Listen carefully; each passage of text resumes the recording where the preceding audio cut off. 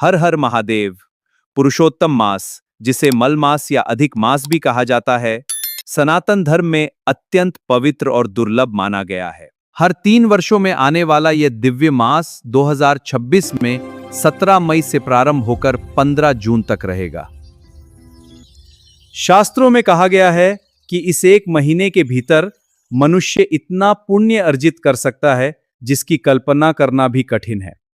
भगवान श्री कृष्ण स्वयं इस मास की महिमा का वर्णन करते हुए कहते हैं कि जो व्यक्ति पुरुषोत्तम मास में विधि विधान से व्रत करता है, सोचिए हाथी कितना विशाल होता है लेकिन सिंह के सामने टिक नहीं पाता।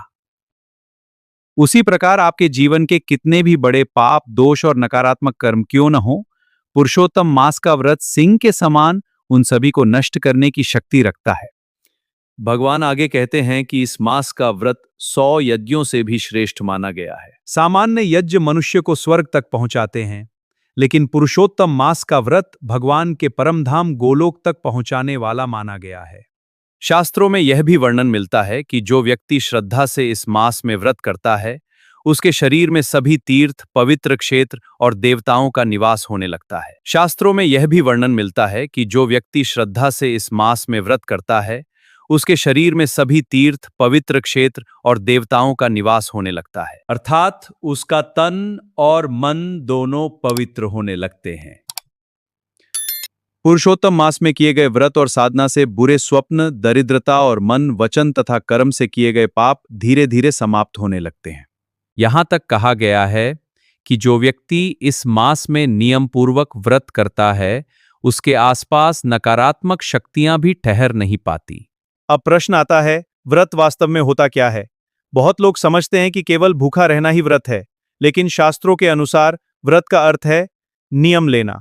जैसे प्रतिदिन भगवान का नाम जप करना, प्रतिदिन ग्रंथ पाठ करना, सूर्योदय से पहले उठकर स्नान करना, निंदा और झूठ से दूर रहना, ये सब भी व्रत ही हैं। उपवास अलग है और व्रत अलग। उपवास का अर्थ है भोजन का त्याग, जबकि व्रत का अर्थ है जीवन में एक पवित्र नियम धारण करना। पुरुषोत्तम मास में सबसे प्रमुख व्रत नक्त व्रत माना गया है।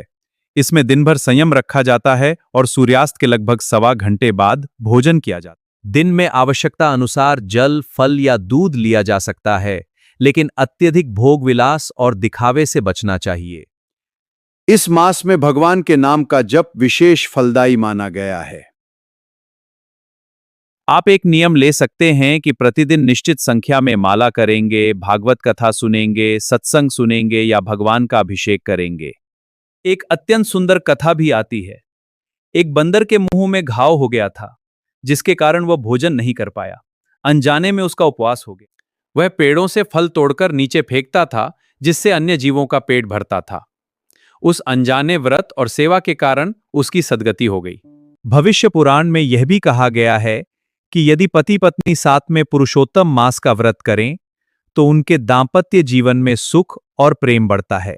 भगवान श्री कृष्ण कहते हैं कि इस मास में किया गया स्नान, दान, जप, पूजन और व्रत अक्षय हो जाता है, अर्थात उसका पुण्य कभी समाप्त नहीं होता।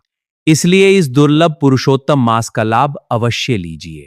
सूर्योदय से पहले स्नान, भगवान का नाम जप, नक्त व्रत, सत्संग, कथा श्रवण, दान और भगवान की भक्ति, ये सब इस मास को दिव्य बना देते हैं। आने वाले दिनों में हम आपको पुरुषोत्तम मास की पूजा विधि, दीपदान, दान की महिमा, लक्ष्मी नारायण पूजन और अभिषेक की पूरी शास्त्रोक्त विधि भी बताएंगे। यह केवल इंटरनेट की सुनी सुनाई बातें नहीं होंगी, बल्कि शास्त्रों में वर्णित प्रमाणों के आधार पर होंगी। इसलिए इस वीडियो को पूरा देखिए, अपने परिवार और मित्रों तक पहुंचाइए और इस दुर्लभ अवसर का लाभ उठाइए। हर हर महादेव जी।